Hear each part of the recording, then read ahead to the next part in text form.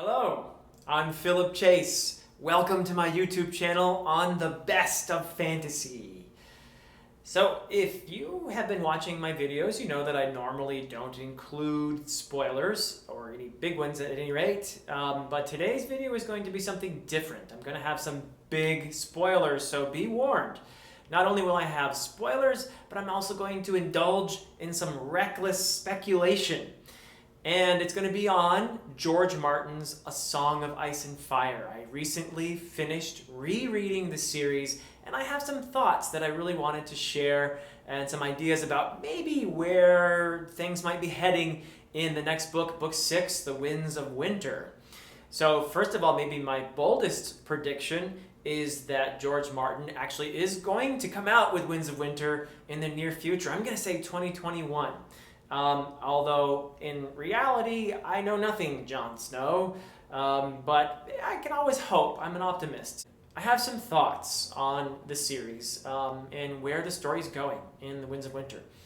And my thoughts are based on the 5 books that are published, also on, to some extent, the HBO series where I feel like it might influence George Martin. And also there are 8 chapters from Winds of Winter that are available out there to read if you care to.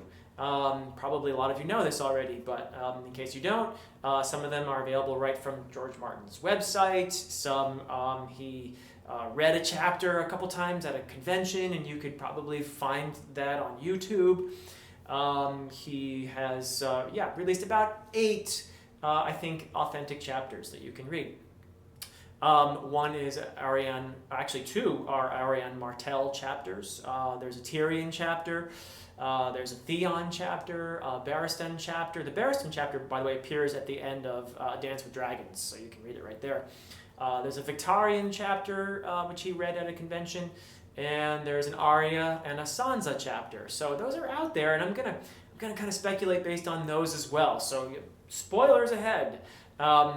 At any rate, there are big differences, of course, between the book series and the HBO series. There are a lot of characters who appear in the books who never make an appearance in the series at all. And then, of course, there are some characters that are killed off in the TV series that are still alive in the books, and vice versa as well. So there's really, I think, some significant differences there. Nevertheless, I do think that the TV series is going to have some impact on the way that Martin ends up telling the story in the books too, in some interesting ways. By the way, some of the more important examples of characters who appear in the books, particularly in Dance with Dragons, who are not in the HBO series at all, would be Aegon Targaryen. Yes, Rhaegar's son, who turns out to be not dead. There was a little switcheroo there. They put a little baby in there instead of the actual Aegon. So the one that the mountain killed, smashed his skull in, was not actually Aegon. And he's been raised by Jon Connington, who was a loyal friend of Rhaegar's. So these characters' arcs were in part given respectively to Jon Snow, Aegon's role, and Jon Connington's role was in part given to Jorah Mormont in the HBO series. So anyway, there's an example. So I also, this is a kind of a big spoiler here, so there is a letter that George Martin wrote back in the 90s, early 90s, when he was trying to pitch this series to publishers. And this letter mentions that there are going to be 5 characters who kind of are the main characters who are going to see the story to the end. Now, if you don't want to hear these characters' names, plug your ears. I'm going to mention these characters' names because, in part, I think that Martin is not the kind of writer who is going to be tied to a plan. So I think that this letter is largely irrelevant. It's out there on the internet, by the way, if you want to read it. But it's been so long since the letter was written, and he's the kind of writer, I think, who kind of goes with the flow, if you will. So this letter may be entirely irrelevant, but it is telling. It's interesting. Let me tell you the names of these 5 characters. Ready? Here they are. So they're Arya and Bran and Jon and Tyrion and Daenerys. Now notice that Sansa is not one of these characters. So I think that's interesting. In fact, I think originally Sansa probably, Martin had planned a bad end for her. But the TV series probably, I think, changed that. I think that Sansa is going to take on a more important role in the book series as a result of what happened with her character arc in the TV series. Speculation on my part, entirely. Anyway, let's go to the Winds of Winter. What's going to happen? So one very obvious development that we learned from the second Arianne chapter is that Storm's End has fallen to Aegon Targaryen and his hand, Jon Connington. That's kind of an ironic title for Jon Connington, considering he's got grayscale on his hand. That's an aside. So also, of course, they're being helped by the Golden Company, which has a different role than it had in the TV series, once again. So, how big will Aegon be in the last 2 books, if Martin finishes in 2 more books? How big is this character going to be? It's an interesting question. Maybe bigger than I thought, based on the fact that Storm's End has fallen, which is a big win for Aegon. And this means this has implications for other characters, particularly for Jon Snow, who, as I said, took on a lot of Aegon's character arc in the HBO series. Now, Aegon doesn't exist in the HBO series, except as a baby who was killed. How important is Aegon going to be? I'm not sure, because he is a character who was introduced fairly late in the series, and also he is a character who's never been given a perspective chapter. Those have all gone to Jon Connington or Tyrion when he was in their company. So it's difficult to say. Of course, Martin might give Aegon a perspective chapter in Winds of Winter. I guess we'll see.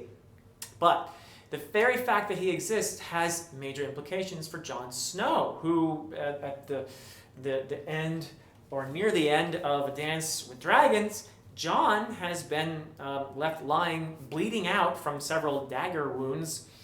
And, what's Martin going to do with him now? That part of his role has been taken by Aegon, perhaps. Is he actually dead? I doubt it, because if there's one thing that Martin could do to piss off his fans even more than take 9 or 10 years to write the next book, it would probably be to kill Jon Snow.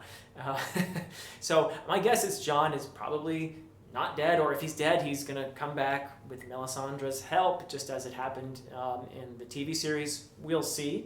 But even assuming that Jon comes back, is he still going to be the son of Rhaegar and Lyanna Stark, like in the show?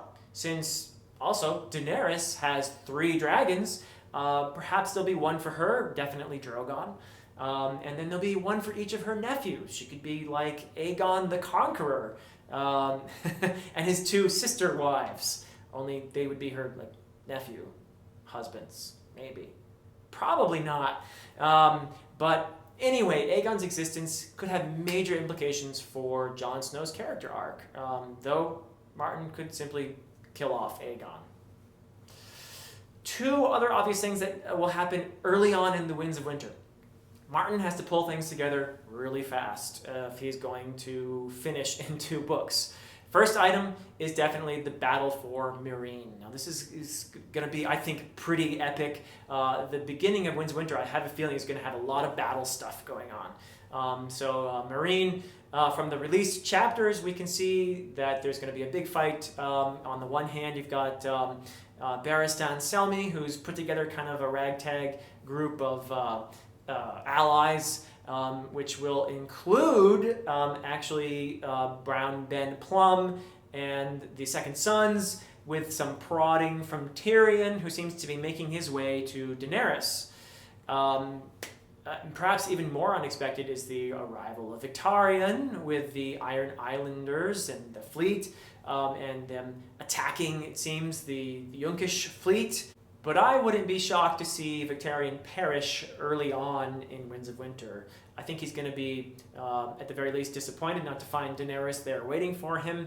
And also because in the show he doesn't exist, His character arc is partly given to Euron, his brother, in the show. And of the two, Euron seems to be the wilder, the more dangerous character. So I have a suspicion that he'll retain most of his character arc that was in the show. And the Victarion is probably going to be killed off, even though he has that great big horn and he's ready to blow it, or have his 3 slaves blow it, it would seem.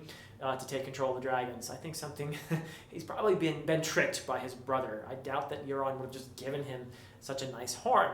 So we'll see, but I suspect Victarion won't last. I also think maybe Barristan Selmy is going to have a glorious death. We'll see. Hopefully not something like he's inflicted by the Pale Mare. Although, no matter what's going to happen, there's just going to be a lot of deaths. It is A Song of Ice and Fire, after all.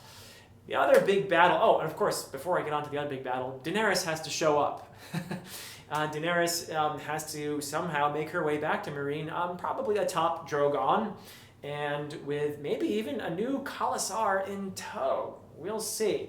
But I have no doubt that her ordeals are going to convince her that she needs to get back to Westeros very soon. Now, to the other battle that needs to take place very far away in the frozen north of Westeros. There you have Stannis, who is trying to make his way to Winterfell and hasn't been doing so well. We know, though, that maybe Stannis might surprise us, and survive. Because, well, he's not going to fall for the betrayal by the Karstarks. We know that much from the Theon chapter that has been out there. So, I don't know, maybe Stannis, he's probably toast. Or, more appropriately, he'll be put on ice. And here's why. I think because George Martin's going to save Ramsay Bolton for Jon Snow. That's my guess. And partly, again, because of the HBO series. For me, in the series, one of the high points, maybe the high point, really, was the Battle of the Bastards. One of the best episodes of the entire series, really. And I have a feeling that would be the fan pleaser. So that's what I'm expecting to happen. We'll see. As for Sansa and her arc, it's obviously going to be different from what happened in the show because she doesn't marry Ramsay Bolton, of course, in the books. That pleasure was reserved for Arya, or actually Jane Poole, pretending to be Arya. So that's kind of interesting. While Arya's been busy being no one, someone has been impersonating Arya, and it hasn't been much fun. As for Sansa, she is still under the influence of the odious Littlefinger, so we'll have to see what happens with her. Is she going to show up at the Battle of the Bastards to save Jon and company? I don't know how she's going to get there. But I do have a feeling that she is going to have an increased and an important role to play in the Winds of Winter. Arya is relatively unchanged, I think, from what we've seen in the series, so I don't expect big differences there, and there are plenty of other characters to comment on. Jaime Lannister in the book seems to be in a very bad situation. It looks like he's being tricked by Brienne of Tarth, and that he's going to have a very unpleasant meeting with Catelyn Stark, or Catelyn Stark's rather unpleasant new incarnation. That'll be a thread. I don't know what Martin's really going to do with that. We'll see, because again, that's not even part of the show at all, so it'll be interesting to see. The others. Yes, what are the others doing? Well, just as they did in the show, they're biding their time north of the Wall. I think Martin's really going to need to do a lot with them in Winds of Winter. And maybe through the character Bran, who, in my opinion, was an underused, underdeveloped character in the show. So I hope to see Martin do something interesting with Bran. And that's about it for my thoughts on where the Winds of Winter might be going. Pure speculation. Next week I will return to doing spoiler-free reviews. I'm actually reading something really great right now. It's Stephen Erickson's first book of the Karkanos trilogy, Forge of Darkness. Really liking this one so far. So I'm looking forward to doing that video, and I hope you will join me when that one comes out. So, until next time.